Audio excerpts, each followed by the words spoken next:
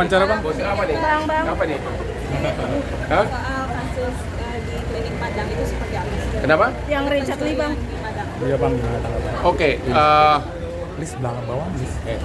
saya tidak tahu apakah postingannya itu hanya merupakan konten buatan, tapi sekiranya pun itu konten buatan tidak benar, sekiranya pun itu tidak benar ada pencurian, itu bukan tidak pidana. Karena pasal 28 ayat 3 Undang-Undang ITE mengatakan konten bohong itu menjadi tindak pidana kalau berakibat menimbulkan kerusuhan di masyarakat. Ini kan tidak ada kerusuhan, dan si OB-nya itu kan tidak keberatan, tidak melakukan laporan. Jadi itu. Dan lagi pula, coba konten yang beredar di masyarakat, saya yakin 70% adalah rekayasa. Jadi itu bukan tindak pidana. Itu nggak ada unsur pidana dipenuhi. Jadi ada anggota masyarakat melaporkan pasal 28 ayat 3 Undang-Undang ITE.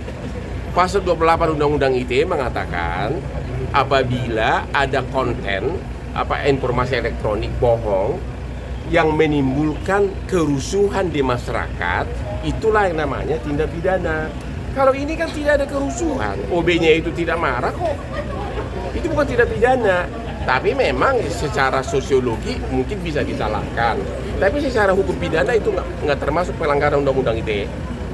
Sudah komunikasi sama Richard Lee? Udah, kan dia partner gua. Lalu gimana Bang? Komentarnya Mungkin gimana, ada Bang? komentar atau Ya saran? komentar dia ya di mana kerusuhannya katanya. Itu kan hanya marketing.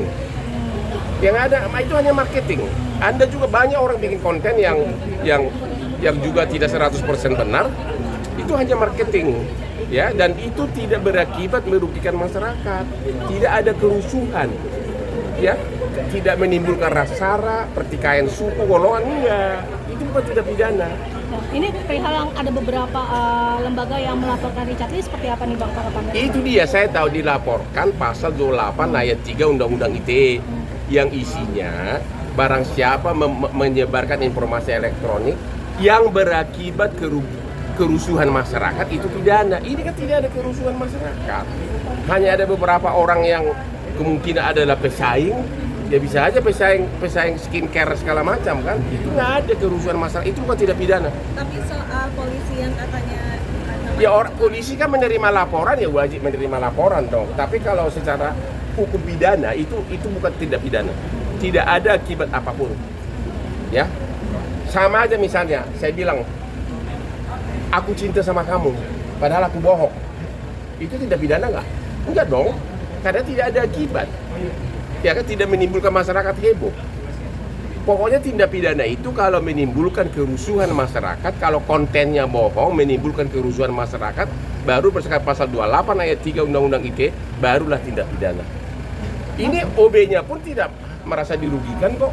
Kalau ada anggota masyarakat, ya udah boleh-boleh aja, tapi itu bukan tindak pidana.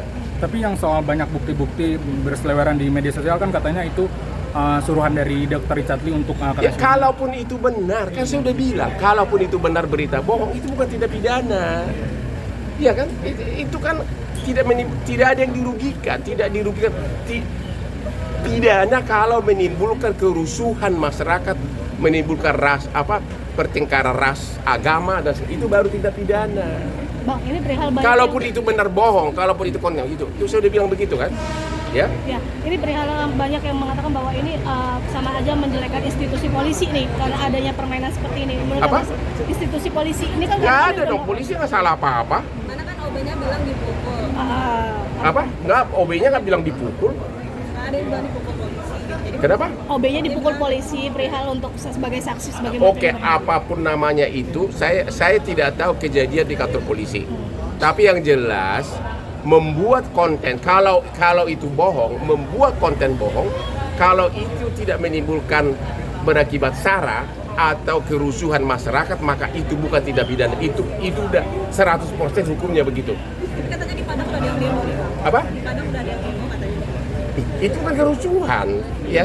Kerusuhan itu kan orang, emang dia dirugikan apa? Saya mau tanya. OB itu misalnya benar pura-pura bikin siapa yang dirugikan? Emang ada yang masyarakat yang dirugikan? Coba siapa yang dirugikan? itu kemungkinan ada kaitannya ke konsep persaingan usaha. Gitu loh. Ya maklum lah Richard itu siapa, orang sukses dari golongan-golongan suku apa.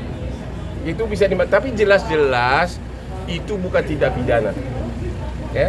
Dan Anda lihat konten di mana-mana, 70% konten yang beredar di medsos sekarang ini kebanyakan rekayasa kok. Ya. Benar nggak? Apa itu kalau gitu semua orang dipidana dong? Ya? Udah. Heran jauh-jauh cari gua.